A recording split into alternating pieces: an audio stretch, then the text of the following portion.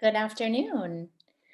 Welcome, everyone. Thank you so much for being with us for this Conference on World Affairs event. Welcome to Walking the Walk, Leadership and Social Change. Thank you for joining the CU Boulder Conference on World Affairs virtual panel. We would like to thank our donors and sponsors without whom events like today's discussion would not be possible. And we'd also like to thank our speakers for volunteering their time to join us today. My name is Sabrina Sedaris, and I am the moderator of today's panel. I'm the program director with Invest, which is a CU Boulder training program for students who are passionate about eco-social justice. And I'd like to introduce you to our panelists. First, we'll be hearing this morning, from Daniela Fernandez.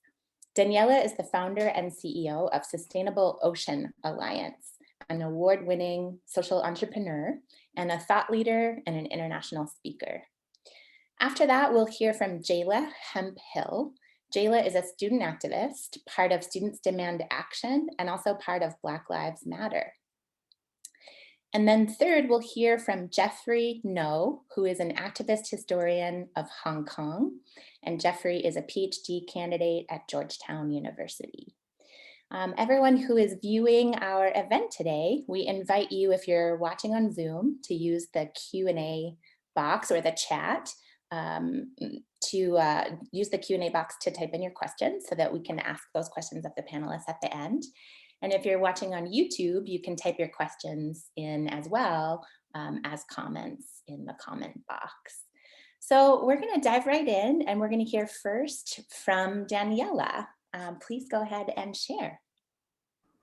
Thank you, Sabrina, and thank you for having me. I do wish that I was in front of all of you in person. There's something to be said about sharing that energy, face to face. But given the circumstances we're living in, I'm still happy that I can chat with you and get a hold of you, even if it's through Zoom and through virtual platforms. So let me take you back to, back to when I was 12 years old. And that's when my journey really got started. If you can see my background here, there's penguins there. And my love for the environment and for saving our planet really stemmed from my love for penguins. And so when I was 12 and I was on my way home from school, I remember walking past this poster of penguins walking on sand. And to me, it was just very confusing as to why these penguins would be walking on sand and not on ice sheets like I'm used to. And this poster was the movie poster for the film An Inconvenient Truth. And so I hope you've all have seen it. If you haven't, please watch it. There's a part 2 now, so you're a little bit behind, but definitely worth the watch. But it was during that moment when I saw this film thinking it was about penguins, but a little later realizing that it was actually about climate change. That was the moment where I realized that climate change is the biggest threat to our generation, to our planet. And right there and then, I decided I would dedicate the rest of my life to doing everything and anything in my power to help protect our environment, our ocean, and more importantly, to create a better place for us human beings. Because if we don't have our environment, we really don't have anything. So fast forward throughout my educational journey, I raised some funding to get solar panels in my high school back in Chicago. And then I went and attended Georgetown University, where I had the chance to attend a meeting at the UN. And at this meeting, it was all around the state of the ocean. So to give you some context, I was very well versed in climate change and the environment, but I don't really think, actually, I know we don't get enough ocean education, especially when we are in elementary school and high school. So to give you a sense, some of the statistics that I had learned during this UN meeting were so shocking to me. One of them being by the year 2050, we're going to have more plastic than fish in the ocean. So let that sink in for a minute.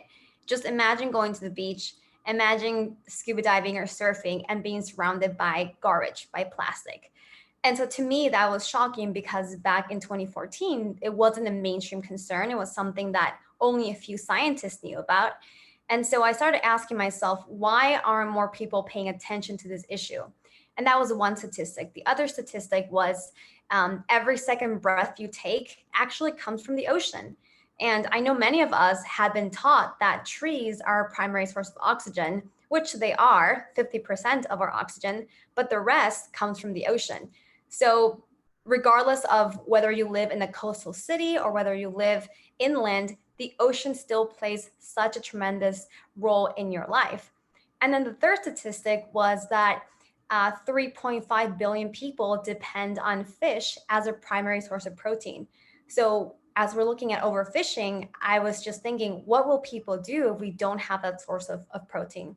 So keep in mind, I'm 19 years old, sitting at this meeting, learning about all these issues. And so at the end of the meeting, I guess I could have simply taken a selfie at the UN as a freshman in college and called it a day. But instead, I just felt this tremendous sense of responsibility to do something with the information I had just learned.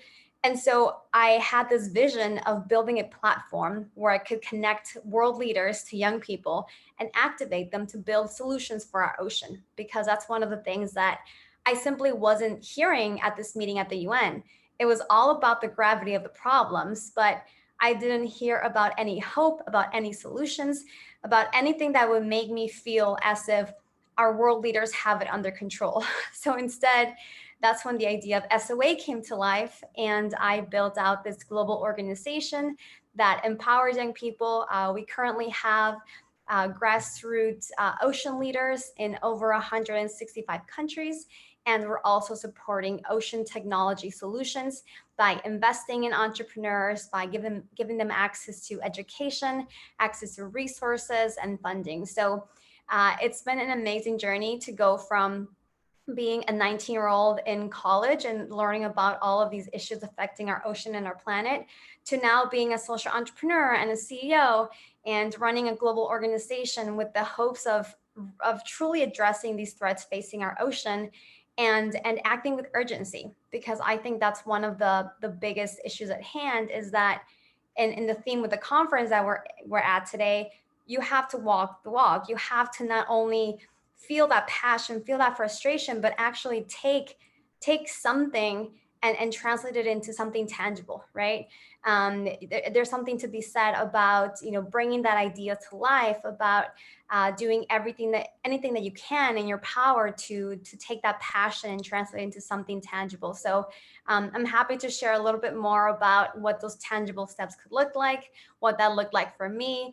But I do think that, growing up, we have all been taught to have this mentality of blaming the government, of blaming corporations, of blaming other entities for what's going on in our environment and our planet. But we have to change that paradigm, and we have to start looking at ourselves and ask, what is our responsibility? What can we do as individuals? What can you do as a health professional, as an artist, as a lawmaker? It doesn't matter what profession you're in. You don't have to be a marine biologist. I sure wasn't. My degrees were in government and economics. I learned everything I now know about the ocean, but there's something to be said about truly taking that responsibility at hand and doing, and pushing yourself to the limit and seeing what skills you have, what passions you have that are applicable to the cause you're trying to solve. So I'll pause there, and I'm sure, happy to answer any more questions. So back to you, Sabrina.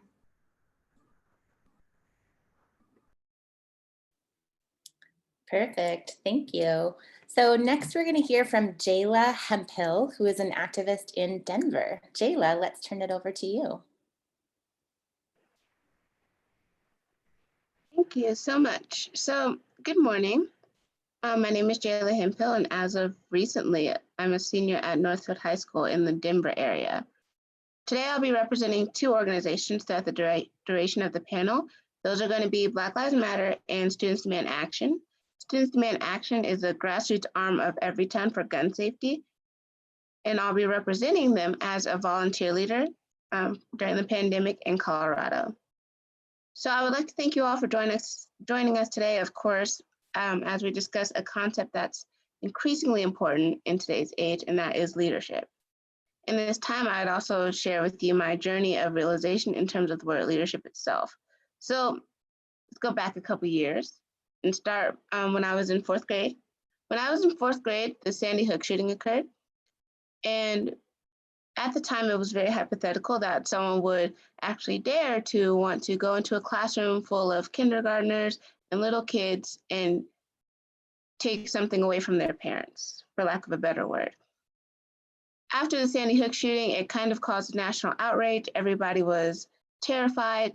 And what they did at my school, I went to school in Jacksonville, Florida at the time, was we could no longer travel the hall without partners. If for any reason there was a lockdown while we were out of the classroom, we wouldn't be allowed back into the classroom, which means that worst case scenario, since at this point, having a shooter want to harm children was very plausible. It meant that we would kind of have to face the rhythm and deal with the fact that, yes, it is very possible that you at 9 years old could be alone in a hallway and get shot for it. So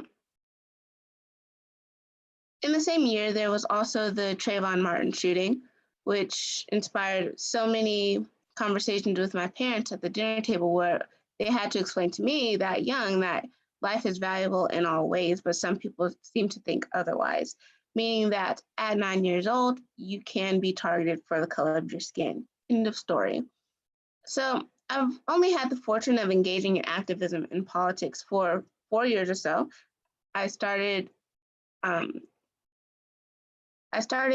these discussions when I was 11 or 12. So though I've been engaged a lot longer simply by being born into identities beyond my control, being Black, being a female, etc.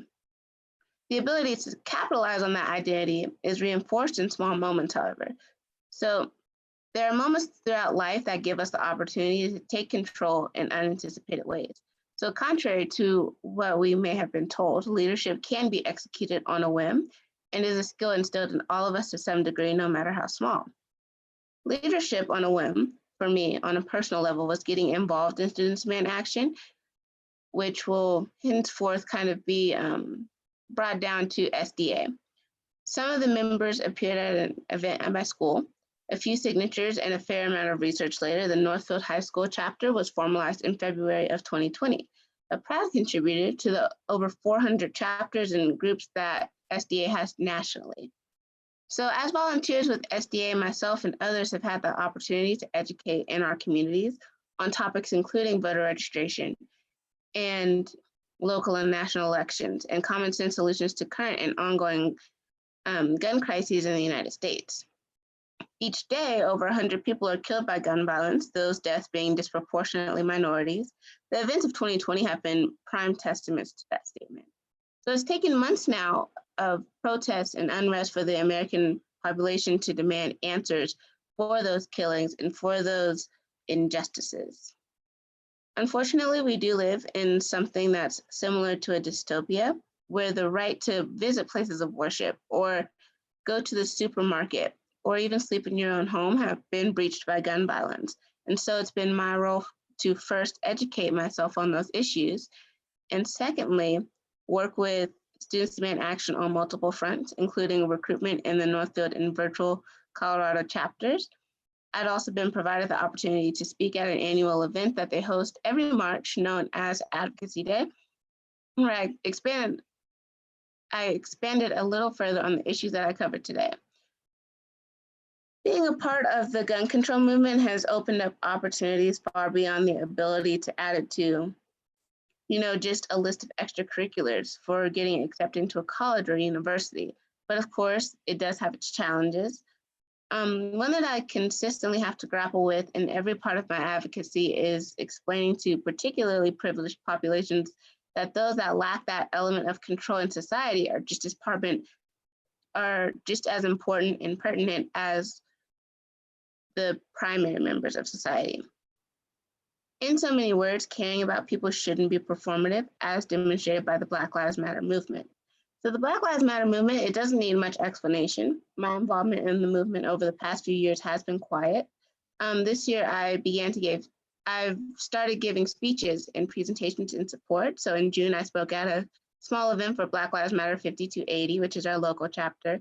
And I'd also spoke at the Denver Public Schools rally for the same cause. And while the cause is undeniably important, much of the struggle is in the approach.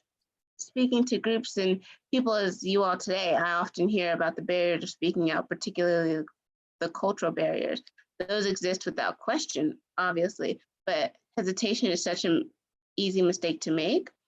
There are times that I've been reluctant to engage in important conversations, and there are people that I've met that have been reluctant to go to protest because it's not for them, which we give, in those instances, we give up the chance to educate ourselves and others, which brings me to my final point. Activism is a work in progress, and I'd be lying to say that writing emails hasn't gotten me anywhere. I wrote one 2 years ago, and now I'm here, about the demonization of white bodies and how that's portrayed in literature and in the classroom. So political activism is very important, and education has served as a foundation for what I've had the opportunity to build over months. So I've educated on the Black Lives Matter movement and gun sense laws, but activism is a spiral in so many more ways than one, and it's increasingly important every single day. Thank you so much, Jayla. Really appreciate you. And last but not least, we'll move to Jeffrey No, who's joining us from Washington, D.C. And Jeffrey is a activist historian of Hong Kong. Yeah, hi. Well, good speaking with all of you today. In terms of my my activism, a lot of what I do these days is thinking about ways to internationalize the protests, the ongoing protests in Hong Kong, where I'm from, and where my family and friends still are in, and the situation in Hong Kong has deteriorated pretty quickly in over the past year or so. And it's been difficult for me and for many who care about Hong Kong, and so I think the starting point I'll give would be the year 2014. That was when the last big protest, the umbrella movement, broke out to demand that Beijing lives up to its promises of democracy in Hong Kong, when Hong Kong would hand it over from the British Empire to China in the year 1997. And it just so happened that in the fall of 2014, when the protest broke out, at the time I was a college student at NYU, and I happened to have studied away at the NYU Washington D.C.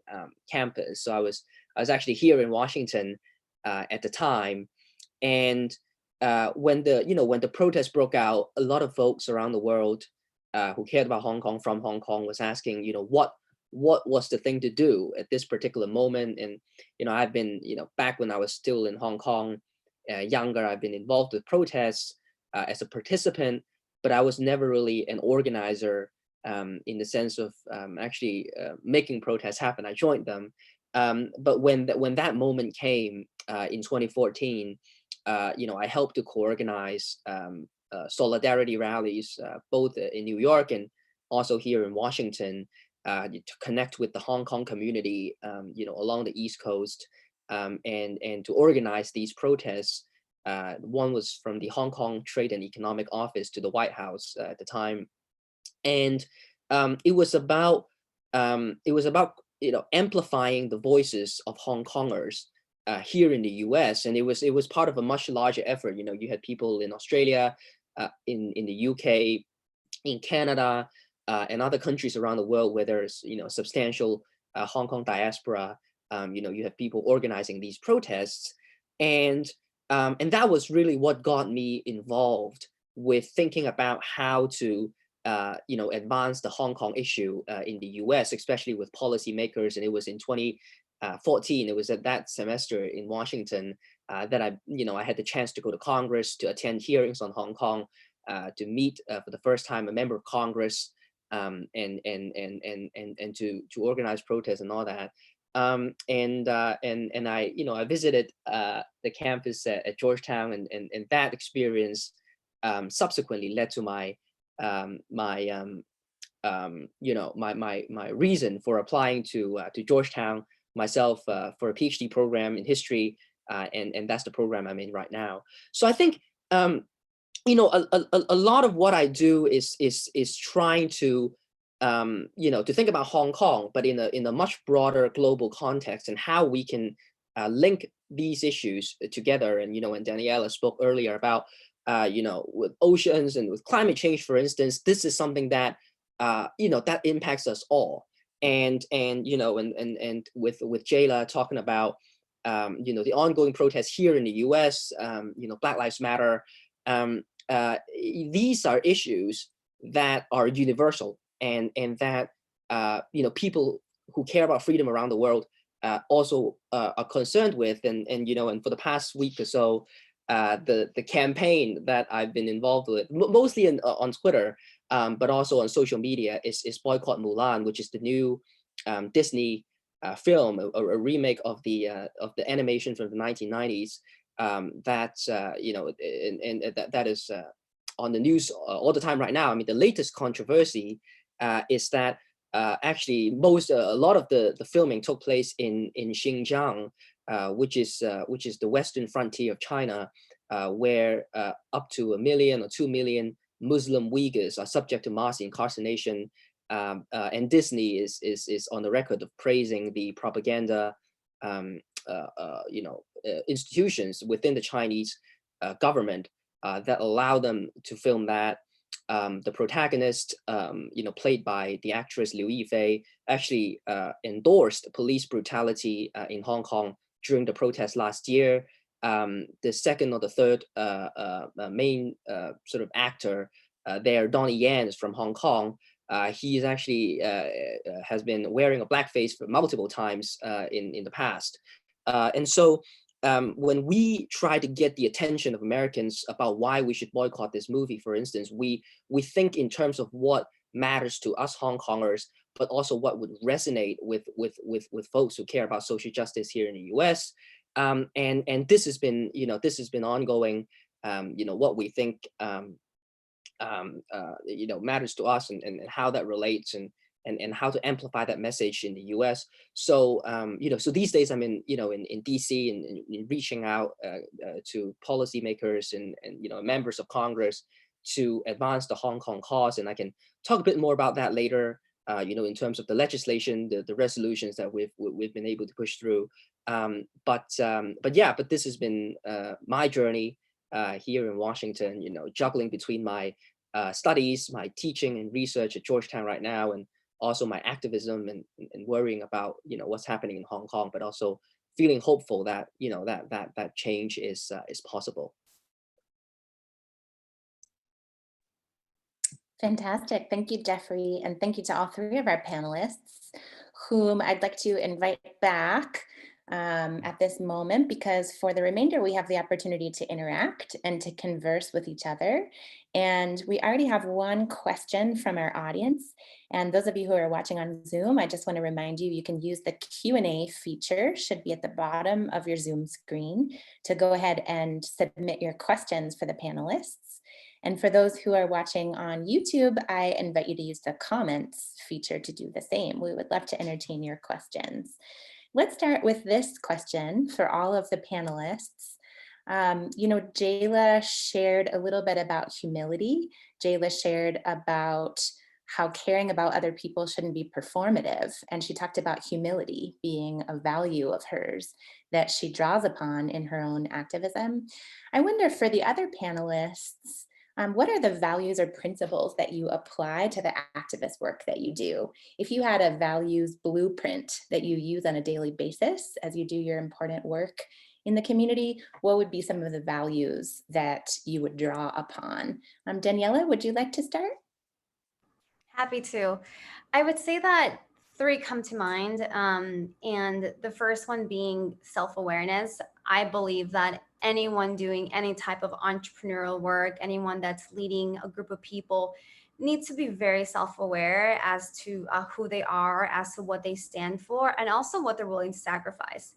Because I often believe that when you look at people that are out there taking a stand or building companies or entrepreneurs, there's a lot of glamour around it. And the reality is that it's really tough. It's really difficult to be on the front lines, to be the person making all these decisions. So I do think that it's important for anyone who is thinking about going down this path and taking on this journey to know themselves and know who they are before, going further into their work. The second one that comes to mind would be fearlessness. I believe that you need to have the courage to follow your own path, despite what society says or despite what the people around you say. I remember early on in my Georgetown days when I was a student, I was often told how my ideas were crazy or how I was too young to be thinking so big, and how a lot of my vision for entrepreneurship and technology in the ocean didn't necessarily make sense. At least to some people it didn't. But despite the naysayers, I continued on with my own vision. And the third value I say is community building.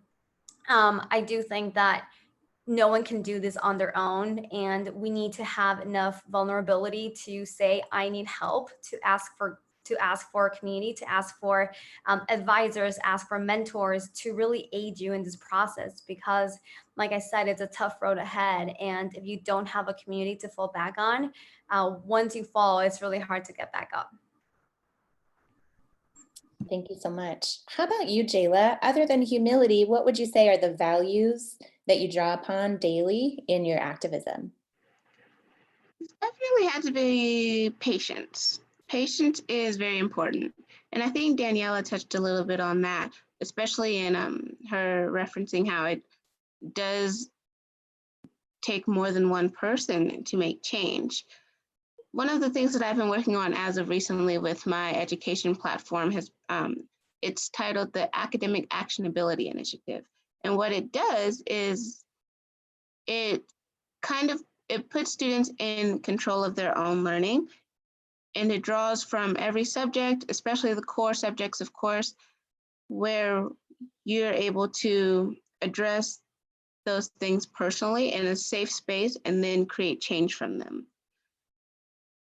Ultimately, the goal is to create those bridges between colleges and universities and connect them to high schools, and how we can use studies from colleges and universities to improve the learning experience for minority students. But this project has, it's been a few months now. I believe I started around March or April. And it has taken some patience. It's very frustrating, especially trying to get in contact with the right people, because it's who do I talk to and who's actually going to support me in what I want to do.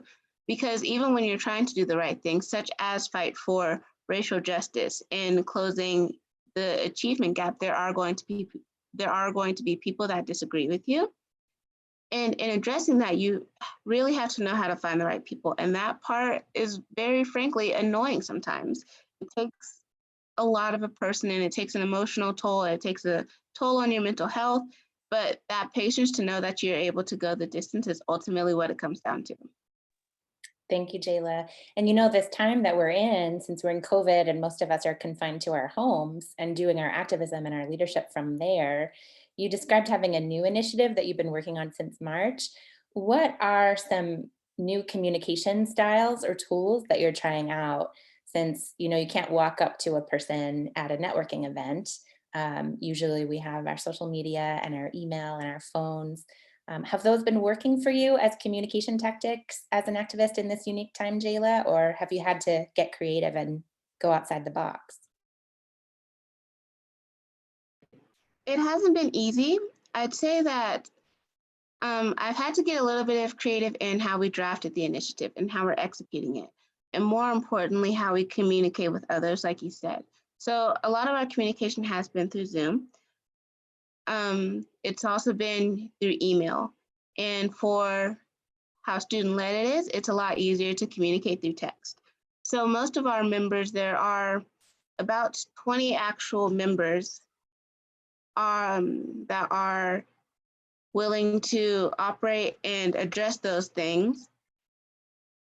Anyways, that are willing to operate and address those things and help us with actually communicating and keeping up that steady pace.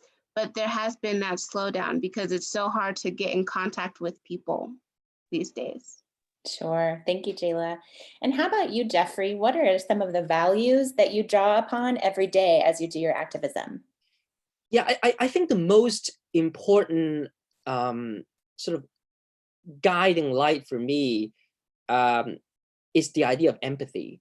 And you know, a lot of what we've spoken so far about, as I said earlier, is universal. And you know, if there's an unarmed Black man who is shot in St. Louis, if someone's house is burned down in San Francisco, how do you feel connected with them? How do you understand their pain? And how do you understand their experience, and place that experience within the context of your own activism? I think that's very important. And you know, and Hong Kong is a prime example, I think, of democratic backsliding in the world, where you have a place that was once, although far from fully democratic, but relatively free, and taken over by authoritarianism. And this is a trend that's by no means unique to Hong Kong. I mean, we see that around the world. There have been mass protests, you know, for the past year or two. Even here in the U.S., supposedly a very democratic country. I mean, you know, under the current administration, you see that things are deteriorating quickly. I mean, the freedom of expression, the freedom of assembly, all these are under threat. And when I speak with activists who are fighting for other causes, I look for these connections, and I try to understand what they're going through, and I try to make them understand what Hong Kongers are going through. And because at the end of the day, I think we're all affected by similar things. I mean, even in Washington, D.C., you know, the idea of self-determination that I talk all the time about Hong Kong, I mean, the idea of self-determination applies even to Washington, where the license plate is taxation without representation, right? People are fighting for statehood. Even in the capital city of a democratic country, there's the problem of having no congressional representation. And so you know, Dalai Lama once visited DC and made that comment that is very strange, that you know, that DC is supposedly the capital of democracy in the world, and people can't vote for their members of Congress. So I think you know, I think when you look at things like democracy, human rights, anti-authoritarianism, self-determination, these are things that will resonate, and these are things that will help you, you know, will help you understand other people. And so I think this has been, for me, one of the most important things. Thank you, Jeffrey, for sharing about how you look for the aspects that will resonate elsewhere. That's really useful. We have some phenomenal questions coming in from our audience. I'm going to start with one from Sarah Abdullah. Sarah writes, on social media, there's an ongoing trend where people reshare posts, for example, on Instagram story. And those posts are educational about various topics happening around the world. Often those topics are sensitive, dramatic, or newsworthy. Sarah asks, with the vast number of issues to be empathetic towards these days, and the desire to be woke in all areas, climate change, racial justice, global issues, how does one best navigate these social media spaces? And specifically, Sarah wants to know from you all, do you pick one cause to really focus around on your social media feeds, and then you repost stories that are just about those topics? Or do you demonstrate a wide range of interest in order to educate your friends on as many topics as possible? And then lastly, Sarah challenges us to think about this question: is this even a form of activism, the reshare on social media? Daniela, I wonder if you could start in answer to that really phenomenal question that is very timely. Absolutely, no, and I think that, you know, especially this year, there's so many issues at hand that we have to be paying attention to very closely, because it's all interrelated, right? When you look at equality, when you look at the lack of inclusion, you know, when you look at climate injustice, I think that you definitely need to be aware of them all. Personally, my expertise and, you know, where I work in is in the climate and ocean sustainability space. So obviously a lot of the posts that I'll be sharing will be around that topic. However, I do make sure to spread the word about other issues that are happening, because back to my initial point of we can't just be siloed in what we're working towards. We really have to be integrated and understanding all the different issues at hand. So I do try to educate my following in my community about the other problems that are going on in our world. And I think that it's our responsibility to share and to educate people, but of course to also understand the credibility behind those sources, right? I think that we need to make sure that we stick to the facts and we stick to the real data, especially given that there's so much misinformation out there. But I don't believe that you have to stay siloed if you're working on one specific area, because it affects us all. Thank you. What about you, Jayla? What's your take on how you curate your social media? As an activist that is involved basically everywhere, I'd say that it does get tough, but it's easily lightened if you do just pick one issue. And I say that because, yes, there are a million different issues, but if you focus on the issue of racial justice, for example, you'll start to develop a better understanding of how it all connects. So how environmental racism works, for example, versus how racial disparities work in places like Hong Kong. So ultimately what it comes down to is the ability to be able to fan out from one issue. Of course, with my identity and developing that when I was younger, the very first thing that I noticed about myself was the color of my skin, of course. And that's something that I struggled with for a while, but it is the very thing that brought me to so many different places in my activism. However, when it comes to the idea of being woke, I think that there's a little bit too much emphasis on that. And I say that because, yes, it's important to educate yourself about issues, but it's also important to remind yourself that you are only human. You're not going to know absolutely everything, and that's okay too. So put yourself in a position to recognize what's important to you right now. Is it, if it's climate change, that's fine. If it's racial justice, that's fine as well. But put yourself in a position to educate yourself on one issue and then ask others to educate you on other issues. Because the people around you are very much so a support, and how you integrate that into your life is completely up to you. Thank you. Perfect. Jeffrey, would you add anything to what Daniela and Jayla have shared? Yeah, I think as someone who's on social media all the time, I mean, there's a lot that I'm still learning, because sometimes I would post something and it blows up, it goes viral. Sometimes it takes me 2 hours, 3 hours to write a thread on Twitter that I put a lot of thought into, and it barely gets any, it barely gets any attention. So I think a lot of that, well, when you're on social media, know that there's an element of randomness in it. There are algorithms that are behind, certain, behind what you're doing, and it would advance one agenda over another. So it's really, I mean, you do come across a lot of, I mean, we overflow with information on social media, and you do come across a lot of things.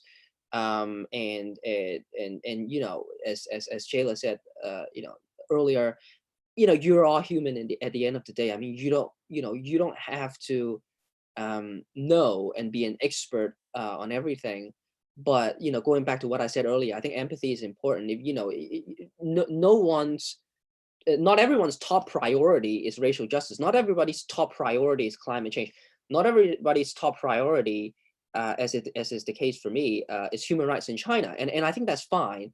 But you need a basic understanding of these other issues, and you need to try to think about how your experience can connect with others. But I think there is some pressure, I think these days, that you have to have a very informed position on every single issue.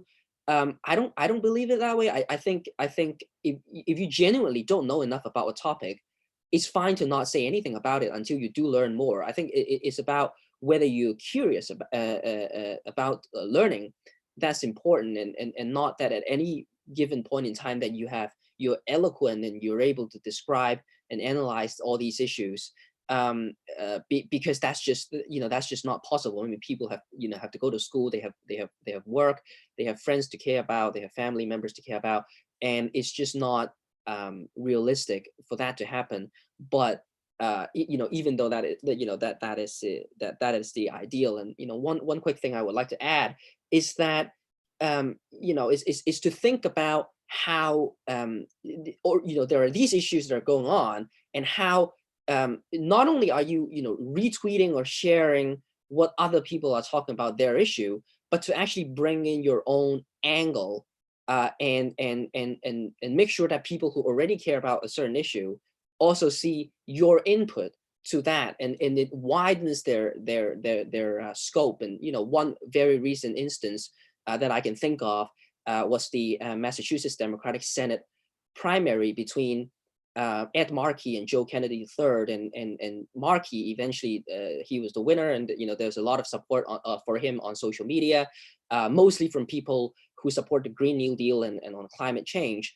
And I supported Ed Markey as well in that race. But when I talked about why I used the hashtag sticking with Ed, when I was supporting this candidate, I talked about his support for Taiwan, which is the most progressive country in Asia, and under constant military threat by China. And I talked about meeting Markey in the past, how he helped Hong Kong, he helped push forward the Hong Kong Human Rights and Democracy Act, and made that into law last year, and let people know that there are these reasons to support one candidate, but hey, I'm going to bring in my experience and say, well, these are additional reasons why you should care about this race, why this race is important to other people that you might not necessarily think about, right? Why is it important for human rights in China? And I think making these connections and this kind of input would help build bridges. Thank you, Jeffrey, for that insight on how you make sure that the things you post resonate with your followers. That's great. We have a couple of phenomenal questions from our audience. One is from Pamela. She asks, it is often difficult for decision makers to trust activist data versus the scientific community. Pamela says, we applaud activism, but we need real data to make decisions. How do you determine what is real data versus passionate overestimates? Daniela, what do you think about that question? I believe that in my experience, I've only worked with real scientific data and data from NGOs or from the UN or from highly recognized organizations. So I haven't necessarily encountered that problem, because in the work that we do, it is very scientific based, right? We do find those advisors, we do find those experts in the space that can bring that information to the table, that don't come from over exaggerations, but it comes from real numbers and measurements. But I do think that it goes back to the problem around social media. It's like unearthing the source of the data that you're hearing, right? And really going back to understanding, okay, where's that reference coming from, and doing a little bit more work than it takes, because one can easily retweet a headline because it's it's something that can get attention, but unless you read the article and understand where the data is coming from, it may not do you or your audience any good. So yeah, I agree. I don't think that we should be focusing on data that's coming from people that don't have the expertise at hand. I do think that it's a problem nowadays, and we need to be very mindful of mischaracterizing information. Thanks. Jayla, would you add anything? How do you decide what data to share with your followers, or perhaps in a speech that you give or a talk that you give? When I share information, I do that a lot on my Instagram. Sharing information, one of the things that I do is make sure that whoever you're sharing it from has sources, because there are a million different places to find information, and there are a million different kinds of information on the exact same topic. But ultimately, what it comes down to is where you find it. And especially on social media, there's so much false information floating around it, and there's so much people trying to inflate this narrative. Though they might just have the right idea, they're trying to inflate a narrative the wrong way. In sharing that information, you don't want to create a narrative from an absolutely baseless claim from the start. So I'd say the easiest way to discern between the two is check the sources. It's really straightforward. And if you can't find the sources, then try to look for the information on your own. The internet is absolutely boundless. But if you have to second guess it, then it's probably not worth sharing at all.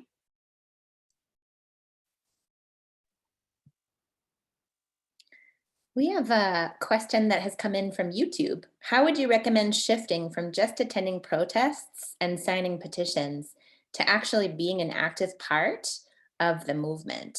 How does one shift from attending events that others have created to assisting with organizing? What do you think, Jayla?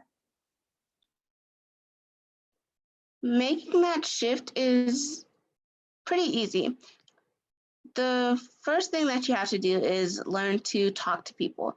There are tons of people that would love to get involved with that, but the difficulty, of course, is finding out which people, as I referenced a little while ago. Making that transition is as simple as sending emails. Hey, I like your cause. I want to get involved with it. When is your next protest? How can I help? People are more likely to accept help than I think we tend to give them credit for. So just incorporating yourself into the conversation, because in activism, there's plenty of room for everybody. And how you insert yourself is how you will be interpreted in the community. Thank you. Jeffrey, what do you think about that? How do you get shifted from attending events like protests and rallies to becoming an organizer? Yeah, well, for me, it was a unique moment because back in 2014, as I said earlier, I mean, someone had to do something for Hong Kong, in Washington and in New York, and that motivated me to connect with with local groups and all that. Mostly it's through social media, and then once you start to know a group of people, then your connections sort of extend. So you know, if a movement does not already exist and you want to build it, yeah, I would say the first few steps are the most difficult. But if you determine enough, if you find the right people who think similar things as you in your area, then you can go ahead and do it. And once the once the momentum is there, then it's easier to sustain it than to build it from the ground up. And the other thing I would add is, in terms of how to make a real life impact. Obviously, I have the privilege of being in Washington and having access and to policymakers. But I'm not an American citizen. Most of you probably are American citizens, and you can call up your representatives and your senators, and I know for a fact that there are dedicated people in your representative, in your senator's office, just to take calls, and calls are more effective than letters and emails, because you get an immediate response and there's a human touch to it, and let them know that you're a voter and you care about these issues. And especially in an election year, I mean, politicians need to know what their constituents think, and getting what getting that message across to their offices often translate to a lot of real life impact. The group of Hong Kong activists in the Chicago area, I believe last week or the week before, had a Zoom call with Dick Durbin, who is the Senate Minority Whip, so the #2 Democrat in the Senate with tremendous power, and who cares a lot about the issue of China. But the reason why that meeting happened was because these are Hong Kong Americans in the Chicago area. They're in his home state of Illinois, and so don't underestimate a call. Don't underestimate your power as a voter, your rights and your influence.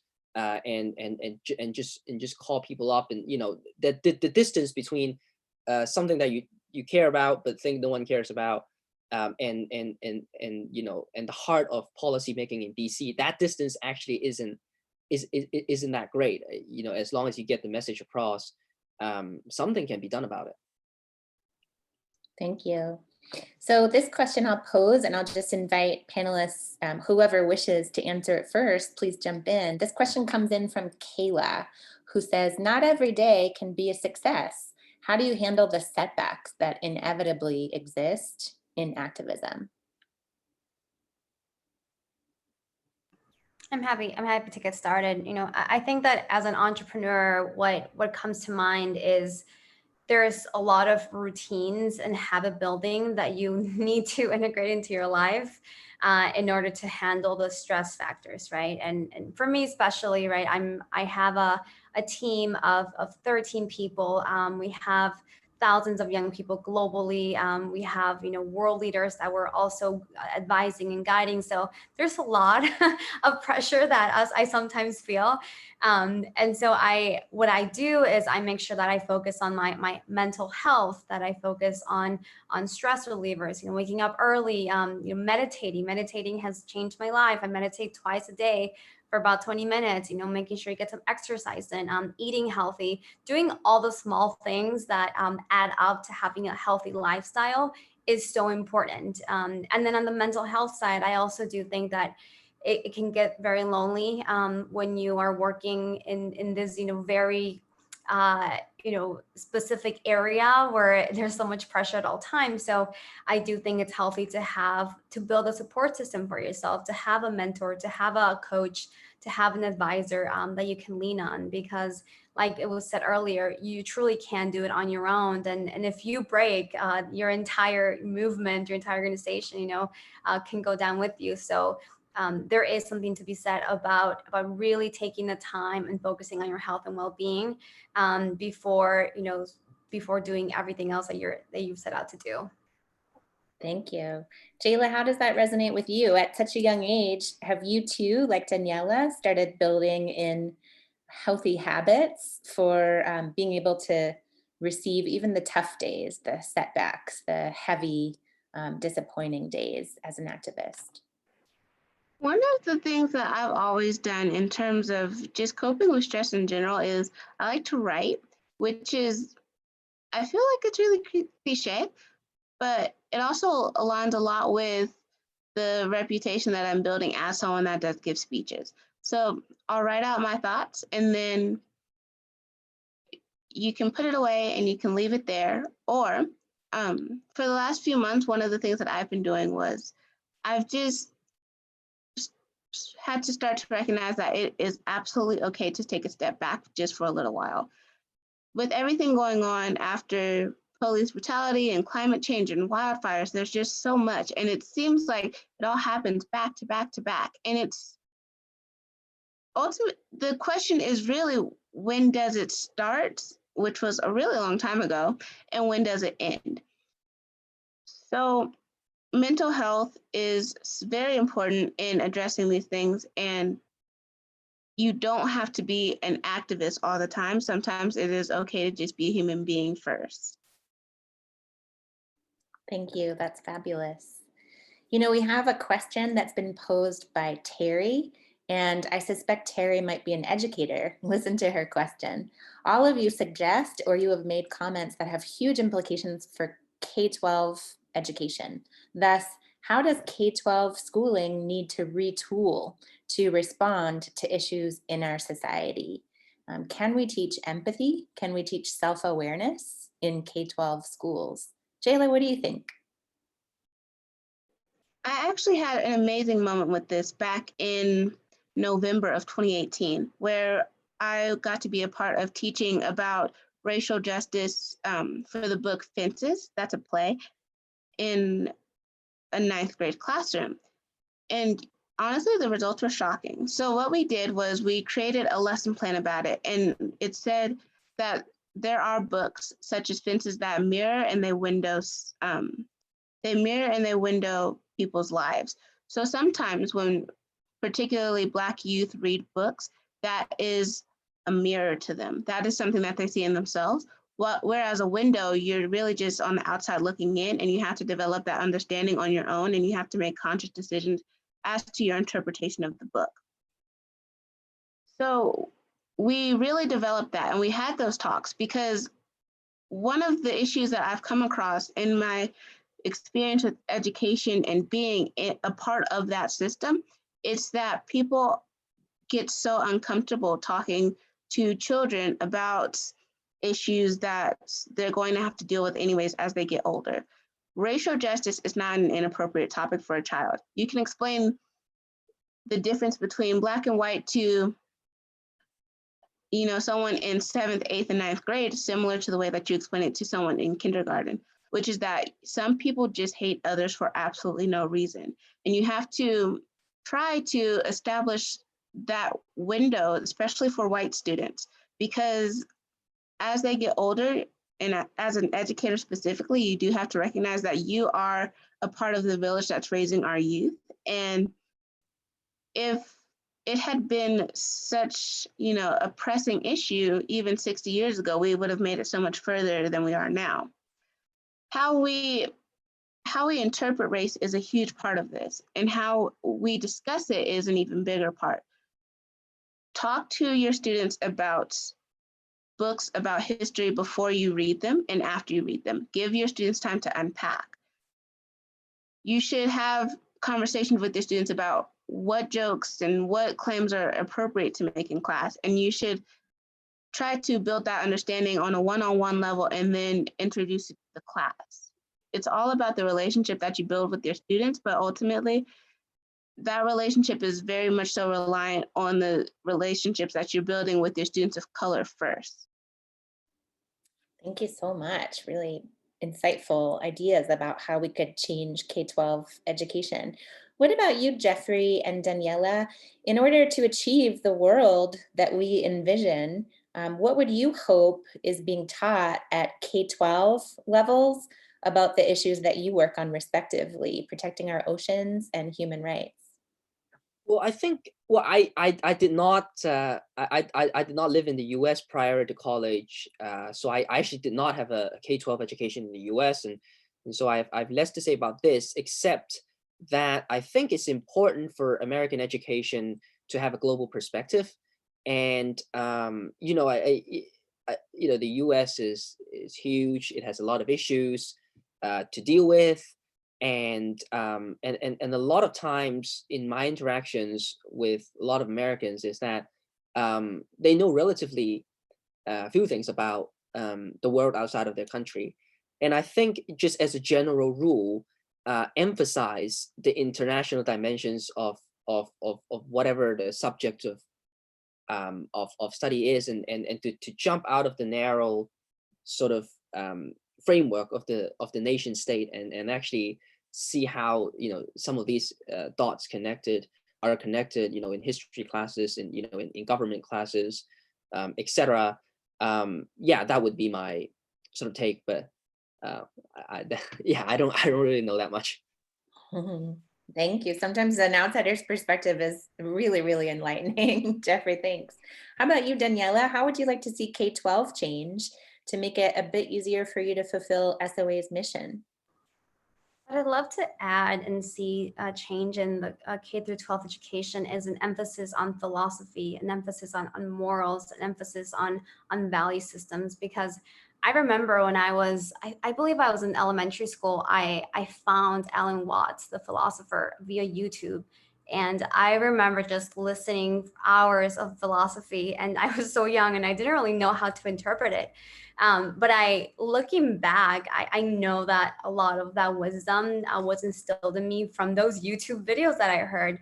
And then from then on, I went on to, read more philosophy and learn about the Stoics and learn about The Alchemist. And so there are a lot of these self-help books. And I think that the whole category needs to be changed, because I think that self-help can also be a stigma sometimes. But there are these insights that if you can be taught from a very early age, it can have a tremendous impact on your life. It can have a tremendous impact on how you relate to one another, and having that empathy that we desperately need to make this world a better place.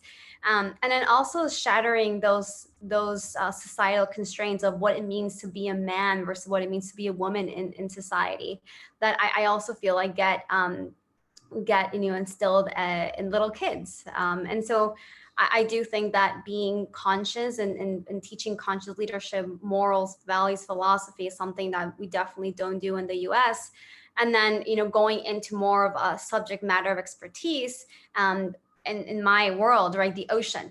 There's not enough ocean education out there at all, right? Going back to 50% of, our world's oxygen comes from the ocean, something that if you survey people, maybe, one person out of 20 will know the statistics. So it is dangerous when we don't understand fully the environment in which we live in. And so ocean education is something that I know there are a couple of NGOs working out there, but we need a lot more of. Thanks so much. We have a couple of comments and questions, and these two relate with each other. First of all, Conrad has commented, "It is so inspiring hearing such life experience-based wisdom being expressed by the world's youth." So thanks to all of you for inspiring Conrad. And then a related question comes from John. John asks, "What has been your experience as a young leader? Have there been moments when you weren't taken seriously because of your age? And if so, how did you react?" Daniela, how about you as someone who started at age 19? Oh, absolutely. I mean, I referenced a little bit in my earlier introduction, but there were so many people that either told me that my ideas were too crazy, or that I was too young, or that I should first go through the corporate ladder and make money and then donate my money to philanthropy. And my response to that was, you realize that by the time I make enough money, it'll be too late, right? So things need to change right here and right now. So I think that it's tough. It's tough to hear that from people that you respect. It's tough to hear that from adults that oftentimes you think they know more than you do, and they have the life experience and wisdom. So I think you need to build that perseverance and continuing on despite what people say.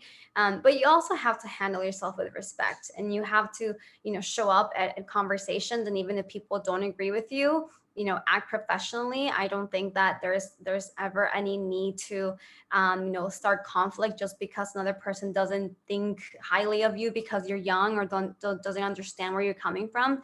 And I think that persevering and like sticking with it and continuously showing up and preaching your idea doesn't hurt anyone, right? It just shows you how much you believe in yourself and in the vision that you have. And I think for me, after a while, I gained a lot of credibility in the ocean space. And those that met me early on when I was just a student definitely think differently of the work that I'm doing now, because I've proven it. I've proven that it's something that works, and it's something that is changing people's lives and is ultimately going to impact our ocean. So I think just holding yourself up to those standards, and again, being respectful, being professional, regardless of what people say, and holding on to that core belief, it's going to be critical to get you to the next level. Thank you.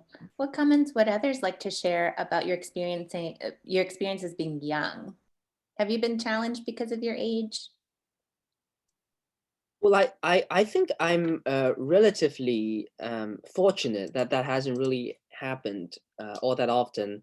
I think a lot of that has to do with the fact that Hong Kong's youth activism is so vibrant, and I'm thinking about my friends. One of my friend Nathan Law, who is in exile right now in London. He was elected as a legislator at the age of 23 4 years ago, and I worked on his campaign. Joshua Wong, who's probably the most prominent Hong Kong activist in the world, he's a year younger than me, and he started his activism at the age of 13 or 14. So I think because of that Hong Kong context, that I've not, when I started out organizing when I was 17 or 18, I did not face any resistance or skepticism. The one place that maybe that has happened was on Capitol Hill in Washington, where Washington is a very formal city. People wear suits and ties, and it's a very serious place. And so I mean, once or twice people might have been questioning, what are you doing here? Why is this college kid running around, and all that.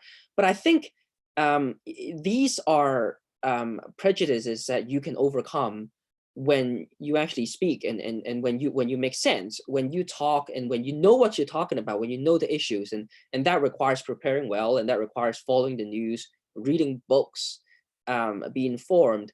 But you know, but there's no one you can't impress if you do all those things, and you engage in good faith, with them, and assuming that they also want to do so, and just not dismiss you just because they you know, they don't support the cause. If they don't support the cause in the first place, and there's really not a lot that you can do, because there are, you know, whatever you're fighting for, the folks out there who are just going to be opposed to your cause no matter what, and that would have nothing to do with your age.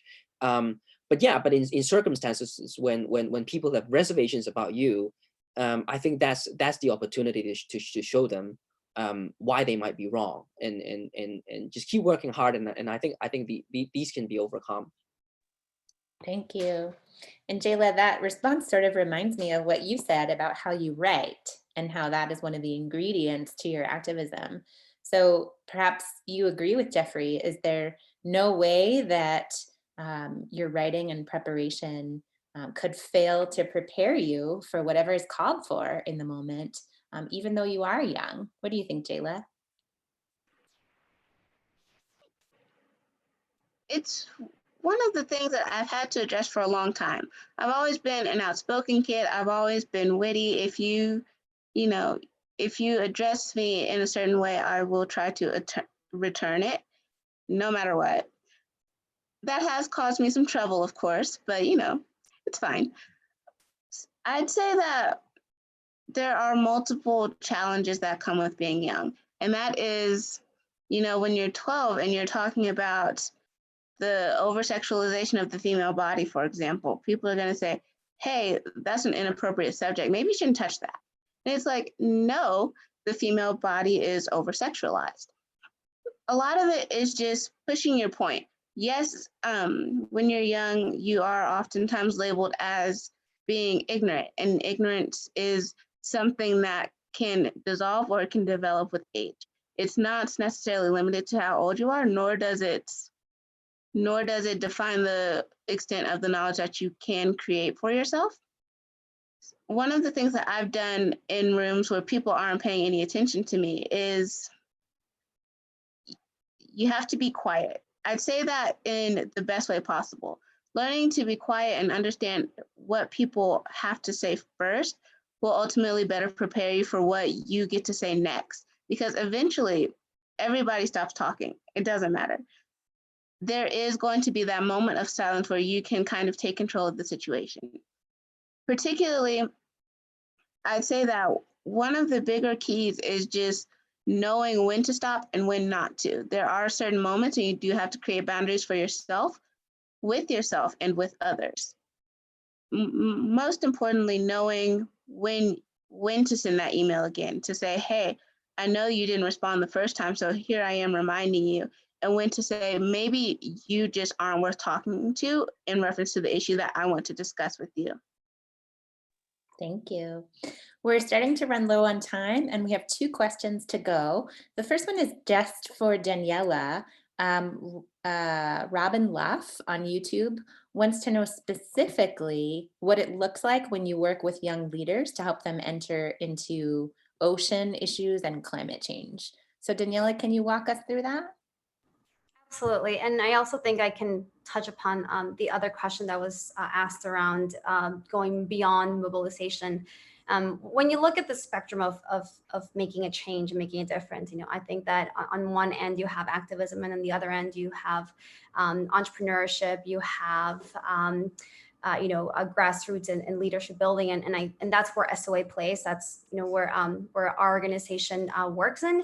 Is we primarily work with young people in 2 different aspects. One, we have our leadership program, which means that any young person can apply and submit a concept note, an idea, and this can be anything from wanting to plant corals in the ocean to wanting to build a new research project to better understand algae and the way that they can create different new materials from algae, all the way to rehabilitating turtles, right?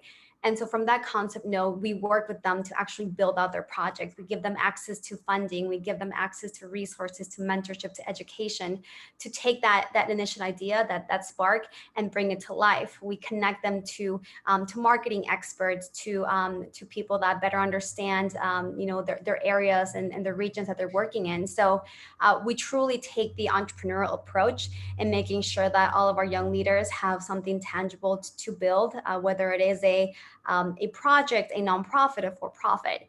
And so that's one way we work with our community. And as I mentioned, we have a global community in over 165 countries.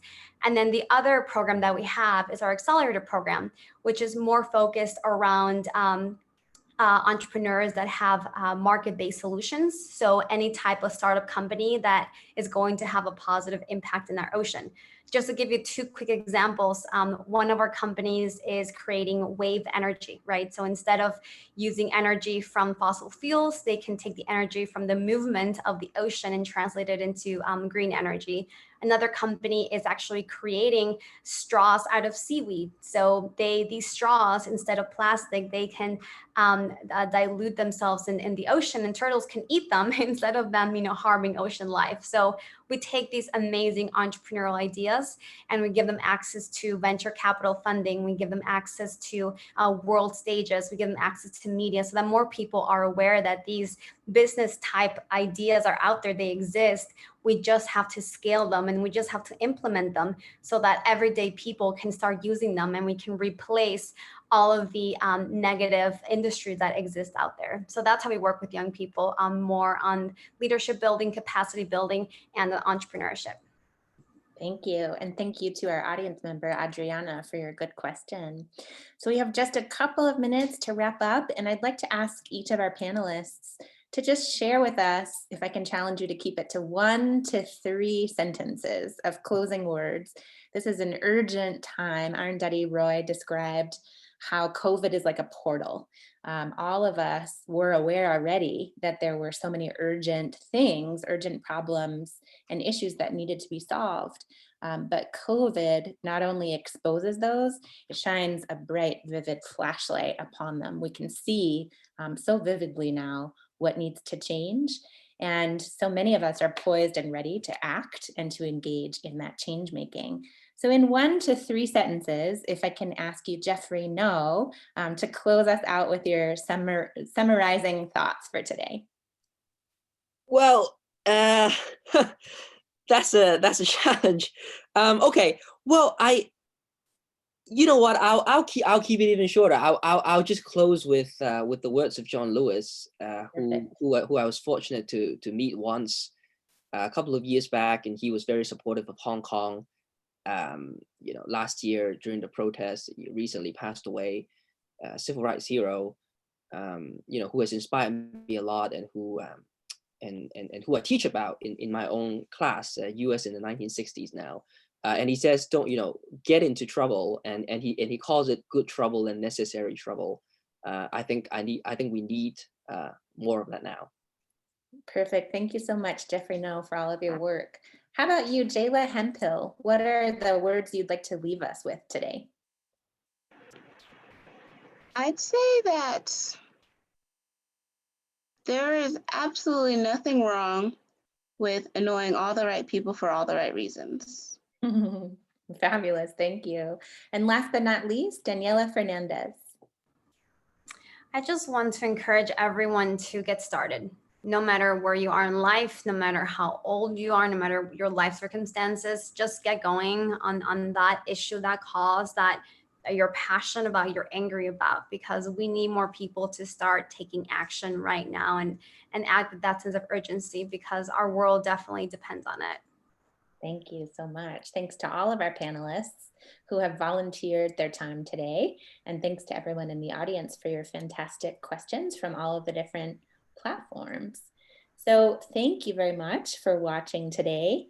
We invite you to participate in a short survey if you wish. It'll be linked in the YouTube chat after we close the session. And additionally, preparations are already underway for Conference on World Affairs 2021. And the Conference on World Affairs relies on the generosity of people like you to make this and other events possible. So consider, if you will, possibly making a gift to the Conference on World Affairs. And if you want to do so, you can go to the web, and that's at colorado.edu/CWA. Thank you, panelists, for your phenomenal work in the world. Please keep going, and we thank you for inspiring us with your 3 stories today. Bye, everyone. Thank you.